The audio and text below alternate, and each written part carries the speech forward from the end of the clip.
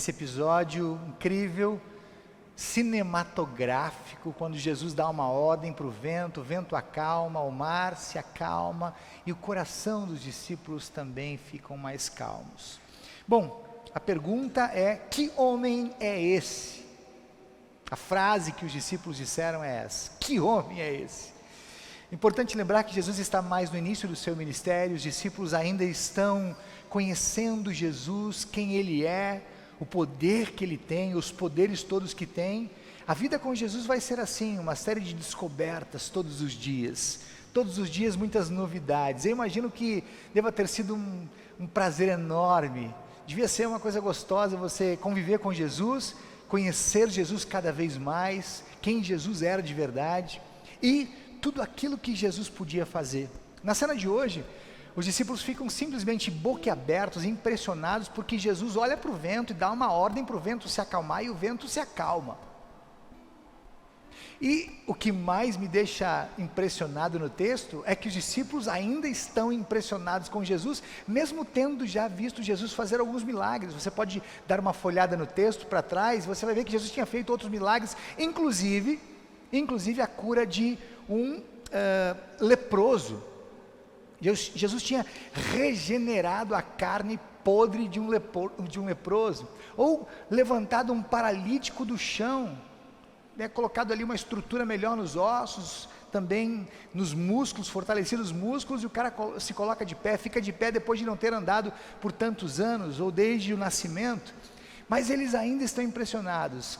Cada coisa que Jesus faz, cada palavra que Jesus diz, impressiona os discípulos. Claro que todos, não só os discípulos, todas as pessoas estavam impressionadas com as curas que Jesus fazia, com as expulsões de demônios, mas quando Jesus olha para o vento e diz: para, fica quieto aí, a única coisa que os discípulos puderam dizer foi: uau, que é isso?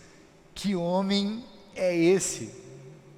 Enquanto ele estava curando pessoas e tal, parece que estava tudo mais normal, mas quando ele manda parar o vento, meu amigo, mexe com a natureza, ei, esse cara aí é diferente mesmo, é especial. Bom, então eu vou convidar você para a gente dar uma passada lá na Galileia, lá no Mar da Galileia, uma navegada no Mar da Galileia com Jesus e os discípulos, e aprender um pouco com essa cena tão especial.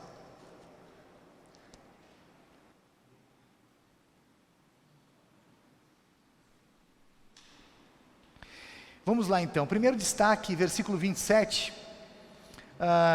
vento muito forte, versículo 37 diz assim: de repente começou a soprar um vento muito forte. Sabe que era um dia como outro qualquer, como são os nossos dias, é tão normal como a gente anda de carro para lá e para cá, de Uber, de ônibus, de moto. Era normal para aqueles discípulos andarem de barco no Mar da Galileia.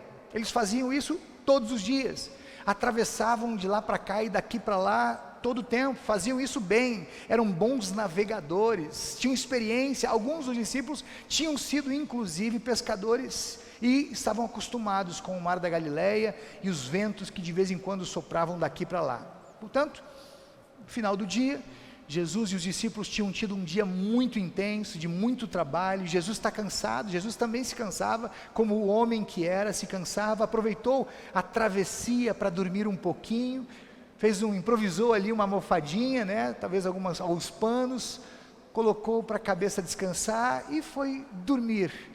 Seriam mais ou menos uns 10 quilômetros de travessia, possivelmente eles estão saindo de Cafarnaum e indo na direção de Gerasa, conforme diz o capítulo 8 de Lucas. Bom, estava tudo normal, quando de repente o vento começa a soprar forte, vem um temporal, chuva forte, vento forte, o barco é arremessado de um lado para o outro, começa a entrar água no barco, o barco fica pesado, os discípulos estão com uma sensação de que vão afundar e de que vão morrer, talvez estivessem no meio do barco, no meio do lago, uns 5 quilômetros para dentro do lago. Jesus está dormindo tranquilamente. As forças da natureza estão nas mãos de Jesus, elas não podem assustar Jesus, elas não podem fazer absolutamente nada contra Jesus, mas natural que os discípulos estivessem com medo, estão assustados, medrosos. O vento é forte, o vento bate no barco, o barco parece que vai naufragar, vai afundar. E aí os discípulos ficam em desespero. Nós costumamos dizer aqui, inclusive eu disse isso na oração de hoje, como já dizia Salomão, que a nossa vida é uma correria atrás do vento, né? Só que de repente, o vento começa a ficar forte, começa a crescer diante da gente, começa a nos assustar como um furacão, e aí ele começa a correr atrás da gente, e a gente fica desesperado, nos sentimos ameaçados, parece que a gente vai desfalecer, parece que dessa vez a gente não vai escapar. Algumas situações da vida, do dia a dia, colocam a vida da gente em risco. Quantas vezes você já deve ter dito isso, que sentiu uma sensação de morte? Dessa eu não vou passar, acho que agora eu não sobrevivo. Bom, também nessa hora é bom a gente lembrar, e esse texto vem hoje ao seu encontro, ao encontro do seu ouvido e do seu coração, para lembrar você que em qualquer situação, em qualquer tribulação, por maior que seja a tensão que ameace você, o susto que você esteja passando, Jesus sempre está no barco e sempre acalma as tempestades, os ventos, as tribulações e os nossos corações. Um segundo detalhe legal do nosso texto, está no versículo 38, o Senhor não se importa, eles vão lá acordar Jesus, mestre, nós vamos morrer, o Senhor não se importa com isso? Bom, os discípulos estão em quase desespero. A situação é no mínimo curiosa aqui, é uma situação contrastante, porque os discípulos estão desesperados, vão lá chacoalhar Jesus, chamar Jesus, Jesus, nós vamos morrer, e Jesus está num sono leve, profundo, naquela almofadinha que ele tinha improvisado, como se nada tivesse acontecendo. Tem duas coisas interessantes aqui. Primeiro, que os discípulos estavam bem tranquilos. Repito, era uma travessia que eles costumavam fazer, sabiam fazer, estavam pilotando o barco, estavam levando as pessoas do barco em segurança para o outro lado, como Jesus tinha sugerido, mas de repente a situação se inverte, de repente o vento forte, tudo foge do controle, eles já não conseguem mais controlar o barco, eles já não conseguem mais levar o barco na mesma direção, eles não conseguem já manter o barco estável, tudo parece que vai dar errado, eles entendem que naquele momento eles já não podem mais fazer nada. E aí o segundo detalhe, eles sabem quem pode. Tanto é verdade que eles vão lá em Jesus, chacoalham Jesus, acordam Jesus e pedem socorro para Jesus. Sabe que essa frase de desespero dos discípulos fala muito a respeito de nós e dos nossos gritos de desespero de vez em quando. O Senhor não se importa com isso? Quantas vezes durante o dia ou ao longo da vida, você deve se lembrar aí de tantas situações que você viveu, que fugiram ao seu controle, de repente você não conseguia mais controlar a situação, era muito além do que você podia fazer, e você olhou para o céu e disse: Senhor, e aí? O Senhor não vai fazer nada? O Senhor não se importa com o que está acontecendo comigo? Com o meu problema? Na verdade a gente sabe que Jesus pode. Se a gente não soubesse, a gente nem olhava para o céu e nem falava com Ele. A gente vai lá pedir socorro para Ele, a gente sabe que Ele pode. A gente sabe que Ele pode qualquer coisa, que nada é impossível para o nosso Jesus, mas às vezes somos tentados a achar que Ele não está se importando, que naquele momento Ele não está olhando para a gente, que naquele momento Ele não está nem aí para o que está acontecendo conosco, com a nossa dificuldade, com a nossa tribulação, com o vento que está soprando no nosso barco. Não por acaso Jesus vai lá nos discípulos e dá uma bronca neles, dizendo para eles o seguinte: e aí? Que medo é esse que vocês estão sentindo?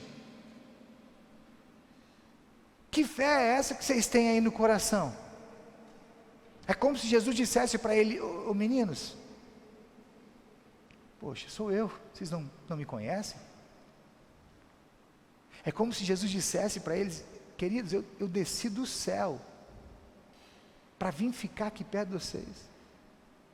Eu vim para cuidar de vocês. É como se Jesus dissesse: meninas, é o seguinte, eu vou morrer por vocês, eu vou dar a vida por vocês, eu vou me sacrificar na cruz, para que vocês tenham vida feliz, abundante, sejam cuidados, amados, perdoados, tenham vida gostosa e sejam salvos para sempre, e vocês vão me dizer agora que eu não me importo. Quando a gente diz para Deus que Ele não se importa, que Ele não está nem aí para o nosso problema, certamente a gente não está pensando, naquele momento não está pensando muito bem, não está com a cabeça no lugar. Porque se tem alguém que se importa, esse alguém é Jesus. E um terceiro detalhe que é interessante no texto, versículo 39. Jesus se importa. Guarde isso no seu coração. Se importa com a sua dor, se importa com o seu medo, se importa com a sua saúde, se importa com o seu casamento, se importa com a sua família, se importa com o seu trabalho, com o seu emprego. Jesus se importa. E olha o que diz o versículo 39. Então Jesus se levantou, falou duro com o vento e disse ao lago: silêncio, fique quieto.